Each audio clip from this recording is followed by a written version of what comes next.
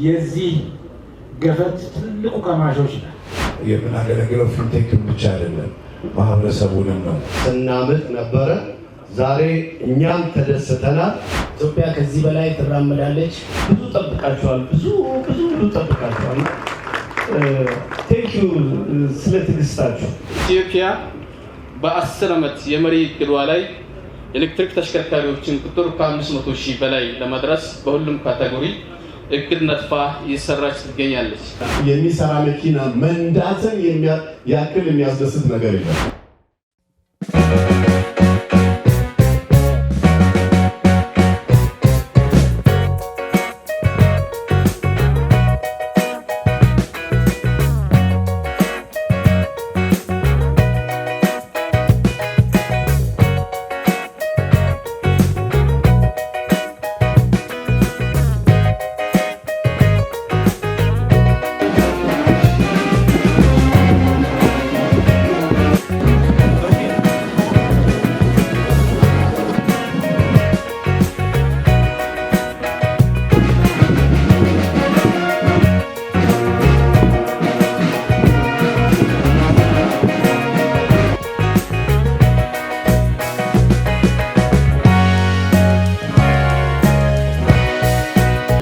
representatives, Mr. Feng Chen and John Jin Liu. እናመሰግናለን። በነገራችን ላይ ግን በጣም እግዚአብሔርን ቻይኖች ስራ ላይ እንጂ ንግግር ላይ ያያቸዋቸዋል። እኛ ላይ ይብዛል ወደ ገደለ ሃይ እንዴት ናችሁ? ውድ የጎልደን ቪው ሚዲያ ተከታታዮቻችን እንደምን ቆይታችኋል? ዛሬ የምንገኘው እንግዲህ በመስቀል አደባባይ ነው። ምክንያታችን ደግሞ ፊንቴክ ኢንቨስትመንት የኤሌክትሪክ መኪናዎችን እያስመጣ እንደሆነ ይታወቃል ማለት ነው። ምንም እንኳን የተለያዩ ውዥንብሮች ቢነሱም የሚወሩ የተለያዩ ሰዎች የየራሳቸውን ሀሳብ እየሰጡ ባለበት በዚህ ሰዓት ማለት ነው እንግዲህ መስቀል አደባባይ ላይ 250 መኪኖችን ለማስረከብ ዛሬ ዝግጅታቸውን አጠናቀው እዚህ ተገኝተዋል ማለት ነው። ከዛ በተጨማሪም እንግዲህ ሽልማት የመኪና ሽልማት እንደሚሰጡ ታውቋል ማለት ነው። ይህ የመኪና ሽልማት የሚሰጠው ማን ነው? አጠቃላይ እንግዲህ ፊንቴክ ምን አይነት መኪናዎችን እየሰጠ ነው የሚገኘው የሚለውን ከዚህ ኢቨንት ፕሮግራም የምትረዱት የምታገኙት ይሆናል ማለት ነው። አብራችሁን እንድትቆዩ በአክብሮት እንጋብዛችኋለን። እኔ ትዕግስት አስቻለው ነኝ። አብራችሁን ቆዩ። ጎልደን ቪውን ሰብስክራይብ ማድረግ አትርሱ። አብረን እንግባ ነው የሚገኘው። ተመዝግበው ቁልፋቸውን ወደሚረከቡ ሰዎች ስነስርዓት ከማለፋችን በፊት አምባሳደሮችና የሚዲያ አጋር በመሆን በተለየ ሁኔታ አርአያነታቸውን ስለወደደው ስላከበረው እነሱም ህይወታቸውን እየለወጡ የማሽከርከር ሰላማቸውን አረጋግጠው አካባቢን መጠበቅ በሚያስችለው ነገር ቀድሞ መጠቀምና ግንዛቤ ማስጨበጥ አለባቸው በሚል ይሄንን ስጦታ ያበረክታል። ወይዘሪት ሶስና እዚህ ያለች። ስለዚህ ምን ልንፈጽም እንደሆነ በደንብ ፍንጭ የሰጠን ይመስለናል። መንሱር ጀማልና ሰለሞን ቦጋለ እንኳን ደስ አላችሁ ብትሏቸው አስቀድሞ ቁልፋቸውን ወስደው BYD ሶንግ ፕላስን የግላቸው ስላደረጉ እዚህ ወንድም ካሊድ ቅድም አጠር ያለ የመግቢያ ቪዲዮ መልእክትን ያስተላለፈበት ነው። እዚች ጋር የምትመለከቷት ጥቁሯ የBYD ሶንግ ፕላስ መኪና ለማሳያነት ሌሎቹን ወክሎ ቁልፉን ተረክቦ በእጁ ስለማስገባቱ በዚህ አራተኛው ዙር የፊንቴክ ኢንቨስትመንት ግሩፕ የቁልፍ ማስረከብ ስነስርዓት አንዱ አምባሳደር ይሄው ስለመሆኑን ይፋ የምናደርግበት ይሆናል። ወንድም ካሊድ ወደፊት ወጣ ስለደንና ክቡር አምባሳደር ዲና ሙፍቲ ደግሞ ኢንቨስትመንቱ የሀገር ብራንድ ወደ መሆን መለወጥ ስላለበት የኢፌዴሪ ትራንስፖርትና ሎጂስቲክስ ሚኒስትር ዴኤታ ክቡር አቶ በርኦ ሀሰን በታላቅ አክብሮት እዚህ ስነስርዓት ላይ እንዲመጡልን እንፈልጋለን። ሌሎች አምባሳደሮች በክብር ይህንን ቁልፍ የመረከብ ስነስርዓት ክቡራን ሚኒስትሮች፣ ክቡር አምባሳደር ዲናና እንዲሁም ክቡር የትራንስፖርትና ሎጂስቲክስ ሚኒስትር የተከበሩ አቶ በርሄ እዚህ መሀላችን ተገኝተው ይሄንን ኩነት በማየታቸው ሁላችሁም ደግሞ በተለይ ደግሞ የፊንቴክ ኢንቨስትመንት ረጅም ጊዜ በደንበኝነት እና ይሄንን መኪና ለመረከብ እዚህ በቆይታ ውስጥ የነበራችሁ የእውነት ለመናገር ልክ እናንተ እዚህ ውስጥ ከተመዘገባችሁ በኋላ የተለያዩ ሰዎች ሁላችንም ጋር ስደውሉ ስጠይቁ ነበርና አንዳንድ ጊዜ ከድርጅት ያለፈ ኃላፊነት በመውሰድ እንግዲህ ጅቡቲ ድረስ የእውነትን መኪኖቹ አሉ ወይ ለማለትም ጭምር ጅቡቲ ድረስ በመሄድ ያ ጊዜ ማስታወቂያ ነበር። የእውነት ለመናገር ያለውን እውነታም ለማሳየትም ጭምር ነበር። እዛ ተጭኖ ከመጣ በኋላ ደግሞ እንግዲህ ምንድነው ሞጆም ደግሞ ከማነው አዳማ ከመጣ በኋላ ደግሞ የነበረው ሂደትም ደግሞ አዳማ አስጭኖ ለመምጣት የሄደበት ርቀት የእውነት ለመናገር ምን ያህል በጉጉት ሲጠብቁ ምን ያህል ረጅም ጊዜ በትዕግስት እንደተጠበቃችሁ በመጠየቅም ጭምር ነው።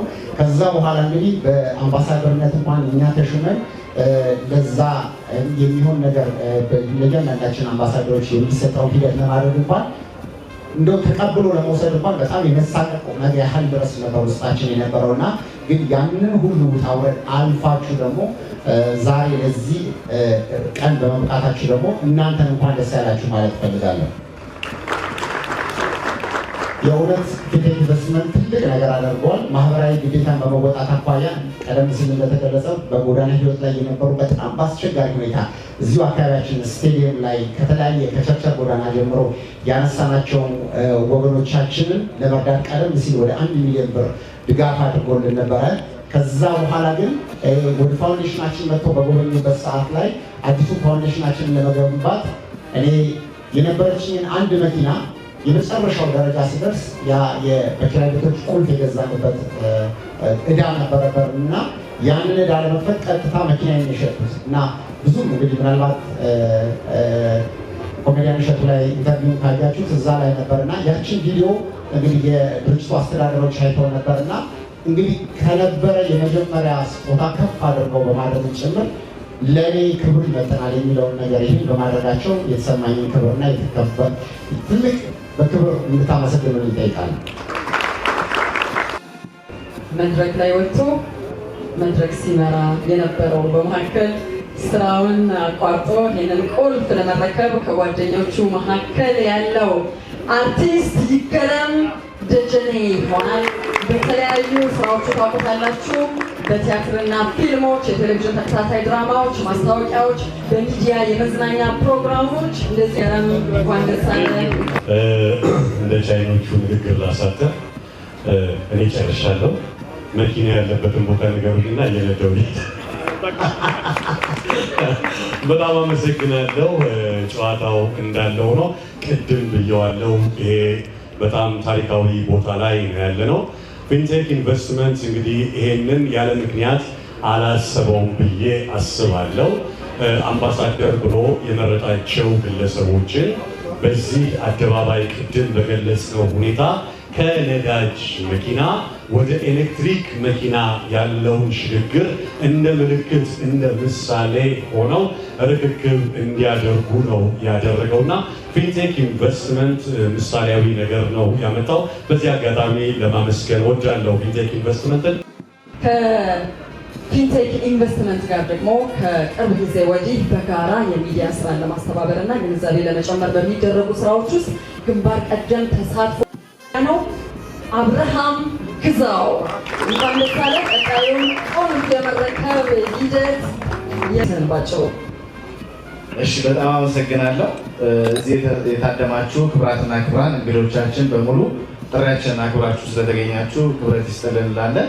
እንግዲህ ፊንቴክ ኢንቨስትመንት ባለፉት ጊዜያት እንግዲህ ቀደም ብሎ እንደተገለጸው ይሄ 4ኛ ዙር የመኪና ርክክብ ስነስርዓት የደረሳችሁ ደንበኞችም እንኳን ደስ ያላችሁ ለማለት እወዳለሁ። እንግዲህ በተለይ የአረንጓዴ ሌጋሲን ከማስቀጠል አንጻር እና የካርቦን ልቀትን ከመከላከል አንጻር ፊንቴክ ኢንቨስትመንት እንደነዚህ ያሉ አማራጮችን ይዞ በተለይ ደግሞ ተጠቃሚዎች እንዲሆኑና ህብረተሰቡ በተመጣጣኝ ዋጋ እነዚህ ምርቶችን እንዲያገኝ ስላስቻለ በድጋሚ ማመስገን እንወዳለን። እኛም እንደ አምባሳደርነታችን በቀጣይ ጊዜ ከፊንቴክ ኢንቨስትመንት ጋር በጋራ በመሆን እነዚህ የተባሉት ቃል የተገቡት መኪኖች ለደንበኞች ርክክብ ስነስርዓት እንዲደረግ አስተዋጽኦ እናደርጋለን። ክቡራን እንግዶች እንዲሁም ታዳሚዎች የመኪና ቁልፍ ለመረከብ ጓጉታችሁ ይሄ ሁሉ ንግግር እንደሚሰለቻችሁ ይታወቃል። ግን ደግሞ ግድ ስለሆነ ማለት በዚህ ደረጃ የሚካሄድ ነገር እኔ አይቼ አላውቅም እና ጥሩ ስለሆነ ነው አንዳንድ ነገር የምንናገረው። ፊንቴክ ኢንቨስትመንት ቃሉን መጠበቁን ቅድም ይገርም ተናግሯል። ካሊድም ሲናገር ነበር። እስከ ጅቡቲ፣ አዳማ ከዛ በኋላ እዚህ መምጣታቸው ምክንያቱም እኛ የምናገለግለው ፊንቴክ ብቻ አይደለም ማህበረሰቡንም ነው እና ከማህበረሰቡም ጋር እንዴት ነው ይሄ የተባለው ነገር በትክክል ይደርሳል የሚለው ነገር ለመከታተል ነው እዛ ድረስ ሄደን የመጣ ነው። ካየንም በኋላ ደግሞ መኪኖች መጥተዋል። ስለዚህ አሁን ዛሬ የምትረከቡ ሰዎች እዚህ ያላችሁ በጣም ደስ ይላል። ብዙ አቁመናችኋል። እጅግ በጣም ይቅርታ በፊንቴክ ኢንቨስትመንት ስም በጣም ደስ የሚል ነገር ነው። እንግዲህ ዛሬ እስካሁን ድረስ ታክሳችሁ ቆይታችሁ ቁልፋችሁን ተረክባችሁ ደግሞ በኤሌክትሪክ የሚነዳ መኪና የሚሰራ መኪና መንዳትን ያክል የሚያስደስት ነገር የለም። እኔ በጣም ነዳጅ የሚበላ መኪና ነድቻለሁ። ትንሽ ነዳጅ የሚወስደውን አይቻለሁ። ከኮንፈርት አኳያ ከኪስ አኳያ የኤሌክትሪክ መኪናን ተጠቃሚ መሆን ወደ ቴክኖሎጂው መምጣት እጅግ በጣም መዘመን ነውና እንኳን ደስ አላችሁ እያልኩኝ እስካሁን ድረስ በነበረው ሁኔታ ቀደም እነሱም እንዳሉት ጅቡቲ ድረስ ሂደን አዳማ ድረስ ሂደን መጥተን ደግሞ እዚህ ስትረከቡ ድረስ የምናደርገው ነገር ማህበረሰቡ ጋር ነገሮቹ እንዲደርሱ ቶሎ እንድታቁ የሚል ነገር አስበን ነውና ከዚህ በኋላ በጣም ብዙ መኪኖች ተገዝተው ቻይና መንገድ ላይ የደረሱ አሉ፣ ባህር ላይ ያሉ አሉ፣ ጅቡቲ የደረሱ አሉ። እነሱን ደግሞ በሂደት እናስረክባለን። አይሰማም። አመሰግናለሁ። ባጭሩ ነው የምለው ምንድነው እንኳን ደስ ያላችሁ። ኢትዮጵያ ከዚህ በላይ ትራመዳለች። እንዳያችሁት ፊንቴክ ኢንተርቴይንመንት ደግሞ ማነው ፊንቴክ ኢንቨስትመንት ሶሪ እንግዲህ ኢንተርቴይንመንቱ ስላለው ነው ይቅርታ ይደረግልኝ። BYD ከዚህ በላይ በኢትዮጵያ ውስጥ በተለይ ወጣቱ በምናውቀው በታክሲ ወይም ደግሞ በተለያዩ የስራ ቦታዎች ላይ አይተነው ወይም ደግሞ የነዳጅን እንግዲህ መቀነስ እንጂ መቼም ማጥፋት አይቻልም። ቀስ ያለ ሚኒማይዝ እናደርገዋለን። ቢሆንም ደስ ካለኝ ነገር ውስጥ ከልቤ ፊንቴክ ይሄንን ነገር አራተኛ ጊዜ ለዚህ በመብቃቱ እሱን አንድ ላለው። ሁለተኛ ተረካቢዎች እንኳን ደስ ያላችሁ። ራሳችሁን፣ ቤተሰቦቻችሁን፣ አገራችሁን የምትለውጡበት ጊዜ ቅርብ ነው ላለው። አመሰግናለሁ። ሮባን በጣም ከልብ እናመሰግናለን። እንግዲህ አጠራጠር እንዴት አደራችሁ? በእውነት እንኳን ደስ ያላችሁ። ብዙ ጠብቃችኋል፣ ብዙ ጠብቃችኋል። ቴንኪዩ ስለ ትዕግስታችሁ። ከዚህ በኋላ በደንብ በስርዓቱ የሚስተካከሉ ጉዳዮች ይኖራሉ። የእውነት ኑ ትጠቀማላችሁ ብዬ አስባለሁ። ሌላው ግን የምፈልገው ነገር የእውነት እዚህ መሀላችን አንድ ትልቅ ሰው አለ፣ የዚህ ጉዳይ ሀሳብ ባለቤት የእውነት የማይተኛ በየጊዜው የሚጨነቅ እንጂ ሀሳቦቹ ትልልቅ። ዳኒ በጣም ነው የማመሰግነው። በእውነት ነው የምነግርህ። ሁሌ ለአገር የምታስበው ነገር ለወገን የምታስበው ነገር ትልቅ ነውና እግዚአብሔር ሀሳብህን ይሙላልህ። በብዙ እቺን ሀገር ትጠቅማለህ ብዬ አስባለሁ። እግዚአብሔር ይባርክ። መልካም ጊዜ። ታንኪዩ። ተወዳጁ ክቡራን ሚኒስትሮች፣ እንዲሁም ብራንድ አምባሳደሮች፣ የሚዲያ አካሎችና የዛሬ ደግሞ ደስታን እጥፍ ድርብ አድርጋችሁ ለመውሰድ የተዘጋጃችሁ የዛሬ ተረካቢዎች እንኳን ደስ አላችሁ እላለሁ። እዚህ ጋር ያሉት ብራንድ አምባሳደሮች ከፊንቴክ ጋር በመሆን ቀን ከሌሊት ለሕዝቡ ቁልፋቸውን የሚረከቡበት እንደ ቅደም ተከተላቸው ቁልፋቸውን የሚረከቡበትን ቀን ስንናፍቅ ስናምጥ ነበረ። ዛሬ እኛም ተደስተናል፣ እናንተም እንኳን ደስ አላችሁ። ግን ገና ነው። 1000ኛ ደርሰን የዛኔ በጣም የምንመሰጋገን ይሆናል። እንደተባለው ሰሌ አንስቶታል። ዳኒ እግዚአብሔር ካንተ ጋር ይሁንና ራእይን ፈጽሞልህ ከ1000 በላይ ከፍ ብሎ ወደ 10,000 20,000 እያልን የኢትዮጵያን ሕዝብ የምናዳርስበት ጊዜ እንዲሆንልን እመኛለሁ። ከዛ ውጭ የመንግስት አካሎች እዚህ ስላሉ እባካችሁን ከኛ ጋር ተጋግዛችሁ እንድትሰሩ የእኛንም ጭንቀት ለህዝቡ ተጋርታችሁ ይህንን ነገር እውን የምናደርግበትን ነገር በዚህ አጋጣሚ እናንተም እንድትረዱን አሳስባለሁ። ስለ ሁሉም ነገር አመሰግናለሁ። እንኳን ደስ አላችሁ። በድጋሚ ሶስና መሰረት እባላለሁ። የፊንቴክ ኢንቨስትመንት ተወካይ እንዲሁም ኢቨንት ኦርጋናይዘር ነው። ወይል መስቀል አደባባይ በጣም ትልቅ ታሪካዊ ቦታ ነው። ሃይማኖታዊ፣ ማህበራዊ የተለያዩ ታሪካዊ ኢቨንቶች የተዘጋጁበት ቦታ ነው። እኛም ደግሞ ለትልቅ ኢቨንት እዚህ ቦታ ላይ ማዘጋጀታችን በእርግጥ ደስታ ይሰማል። የአብርሃም ግዛው እባላለሁ። ጋዜጠኛና ፕሮሞተር ነኝ። የፊንቴክ ኢንቨስትመንት ደግሞ የኮሚኒኬሽን ፐብሊክ ሪሌሽን ዳይሬክተር ነኝ። እንግዲህ ዛሬ ፊንቴክ ኢንቨስትመንት በአራተኛው መርሃ ግብር በመስቀል አደባባይ ለ250 ደንበኞች መኪና ርክክብ አድርጓል። በተለይ ቀደም ባሉት ጊዜያቶች በኦሮሚያ ባህል ማዕከል በስካይላይት እና በወዳጅነት ለ250 ሰዎች መኪና አስረክቧል። በዛሬው ዕለት ደግሞ ቁጥሩ በርከት ያለ እስከዛሬ 3 ዙር የነበረው መርሃ ግብር በአንዴ ለ250 ሰዎች በታሪካዊ ቦታ፣ ምክንያቱም መስቀል አደባባይ እንደሚታወቀው በጣም ትልልቅ እውነቶች፣ ኢቨንቶች፣ በሀገራችን ትልቅ ዝግጅቶች የሚደረጉበት ሃይማኖታዊ ትልቅ ሀገራዊ በዓል ክብረ በዓሎችና ዝግጅቶች አውደሪዎች የሚደረጉበት ከመሆኑ አንጻር ታሪካዊ ያደርገዋል። የተለያዩ ሀሳቦች ይነሳሉ። አዎ እነዚህን ሀሳቦች ደግሞ እኛ የምንመልሰው በመስራት ነው፣ ወደፊት በመሄድ ነው። ዛሬ ብቻ ያሳካነው ስኬት ምን ያህል ትክክለኛና ሀቀኛ ነገሮችን እያካሄድን እንደሆነ እየመራን እንዳለ ያሳያል። ከዚህም በተጨማሪም ደግሞ ብራንድ አምባሳደሮቻችን እዛው ጅቡቲ ወስደን ያለውን ለፕሮሞሽን ሳይሆን ያለውን የመጫን ሂደት፣ የስራ ሂደት፣ ሀስሉን ኤቭሪቲንግ ሁሉንም ፕሮሰስ እያሳየን የመጣ ነው። ያንን ሁሉ ነገሮች ደግሞ አልፈን ዛሬ በቃላችን ተገኝተን አስረክበናል። በዚህ የርክክብ ስነስርዓት ላይ ከ250 ደንበኞች በተጨማሪ የብራንድ አምባሳደር የሆኑት የመኪና ቁልፍ ተረክበዋል ማለት ነው።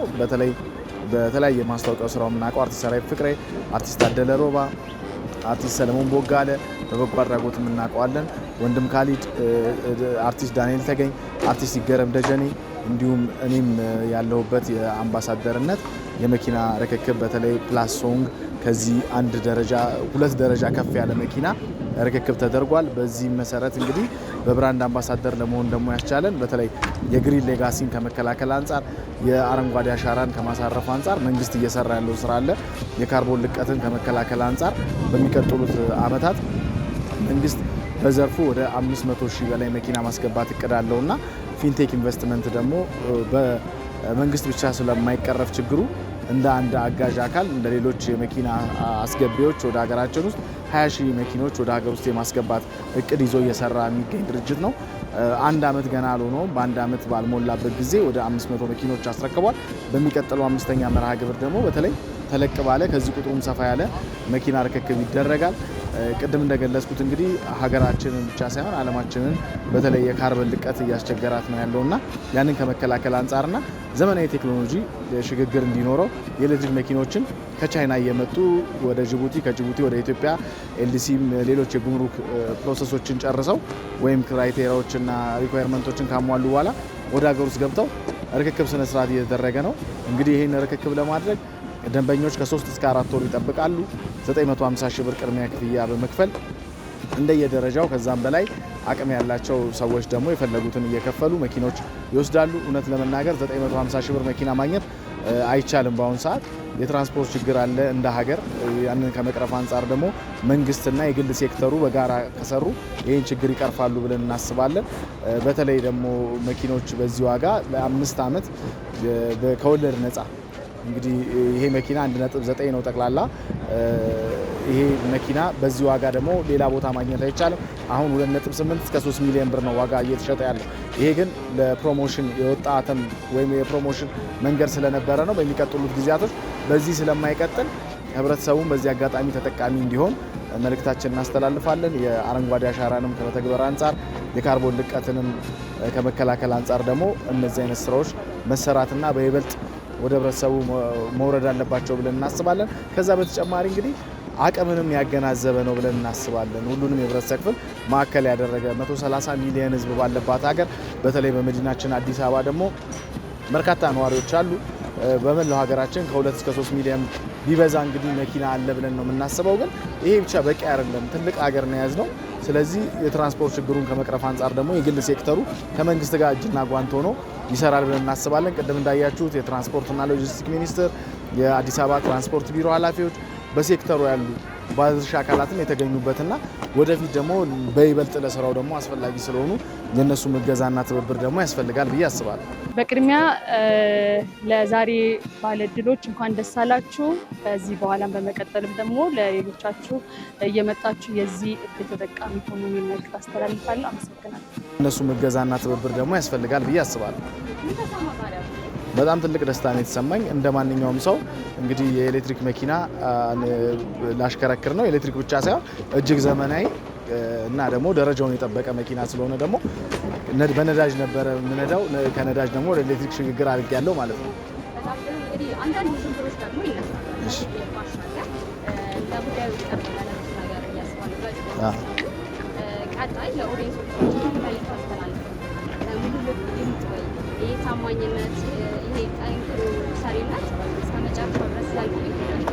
በጣም ትልቅ ጥያቄ ነው ያነሳሽው። ምክንያቱም ሰዎች ከከፈሉ በኋላ ጥርጣሬ ውስጥ ያድርባቸዋል። መኪና እንደምታውቂው ከሱፐር ማርኬት ወይም ከሌላ ቦታ ተገዝቶ የሚመጣ አይደለም። ፕሮሰስ አለው፣ ራሱን የቻለ ፕሮሰሶች አሉት። እነዛ ፕሮሰሶች ምንድን ናቸው? ከቻይና ነው። ከቻይና ወደ ጅቡቲ ሲመጡ የራሱን የቻለ ፕሮሰስ አለው። ከጅቡቲ ወደ አዲስ አበባ ሲገቡ ፕሮሰስ አለው። ኢትዮጵያም ከገቡ በኋላ ደግሞ ለማስተላለፍ ታርጋ፣ ቦሎ፣ ብዙ ነገር ፕሮሰስ ጣጣ አለው። እነዛ ነገሮች ጊዜ ይወስዳሉ። እንደነገሩሽ ኤልሲ የባንክ ይከፈታል፣ የጉምሩክ ጣጣ ወይም ፕሮሰሶች ያልፋሉ። እነዚህ ሁሉ ሲያልፉ ጊዜያት ይወስዳል። ከመርከብ ተጭኖ መኪኖቹ ሲመጡም ሲጓጓዙ ራሱን የቻለ ጊዜ ይወስዳል እና ደንበኞች በትዕግስት ይጠብቁ ነው የምለው። ሌላው ደግሞ በግልጽነት የምንናገረው እኛ ስራ ሂደቱንም የሁሉ ብራንድ አምባሳደር የሆነው ዝም ብሎ አይደለም። ድርጅቱ ምንድነው የሚሰራው፣ እንዴት ነው ተግባራዊ እያደረገ ያለው፣ እስካሁን ቃል የገባውን ተግባራዊ አድርጓል ካልን 500 ሰው መዝግቧል። 500ውን ሰጥቷል። ሌላ ተመዝጋቢ ይኖራል። በ5ኛው በ6ኛው ዙር ደግሞ የሚቀጥል ይሆናል። ስለዚህ በተባለው ቀን አሁን ብዙ ሰው ስለሚጓጓ ነው 3 ወር ከተባለ 3 ወሩ ላይ ይመጣል። ግን የታርጋው እንደነገርኩሽ የቦለው አገር ውስጥ ገብተው ደግሞ የኤልሲው የጉምሩኩ ፕሮሰሱ እስኪያልቅ ስለሆነ እነዚህን ነገሮች በትዕግስት መጠበቅ አለባቸው ብዬ አስባለሁ። ተመዝጋቢዎች ገንዘባቸው እስከሆነ ድረስ ግዴታ ነው። እንዲሁም ደግሞ ውል ፈጽመው ገንዘብ ከፍለው መኪና የወሰዱ ሰዎች ደግሞ በየወሩ ግዴታዎቻቸውን ደግሞ እንዲወጡ በዚህ አጋጣሚ መልእክት አስተላልፋለሁ። እኔም አመሰግናለሁ።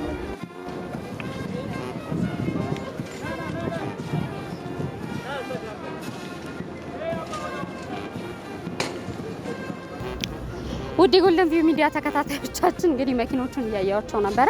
እውነት ለመናገር በጣም ነው የሚያስቀናው አይደለ? በዚህ ሰዓት ከፍተኛ የትራንስፖርት ችግር በሀገራችን ላይ እንዳለ ይታወቃል። እሱ ብቻ አይደለም፣ የታክሲውም የባሱም የሀይገሩም የሸገሩም ዋጋ አልቀመስ ብሏል። ስለዚህ ለሁላችንም እንግዲህ እግዚአብሔር እንደዚች አይነት ቆንጆ መኪና እንዲያድለን እንግዲህ ምኞታችን ነው ማለት ነው። ለማንኛውም በዛሬው ኢቨንት ዳሰሳ ፕሮግራማችን ላይ እንግዲህ ያዘጋጀንላችሁ ይህንን ይመስል ነበር። ስለተከታተላችሁን እጅግ አድርገን እናመሰግናለን። እንግዲህ የተመዘገባችሁ ሰዎችም ወደፊት እንዲደርሳችሁ መልካም ምኞታችንን በዚሁ አጋጣሚ ለመግለጽ እንወዳለን ማለት ነው። እኛም ወሳኝ ጥያቄዎችን እየጠየቅን ወደ እናንተ ወደ ውድ ተመልካቾቻችን ትክክለኛው መረጃ እንዲደርስ የበኩላችንን አስተዋጽኦ ማድረጋችንን እንቀጥላለን። ሰብስክራይብ ማድረግ እንዳይረሳ። እንወዳችኋለን። ቻው።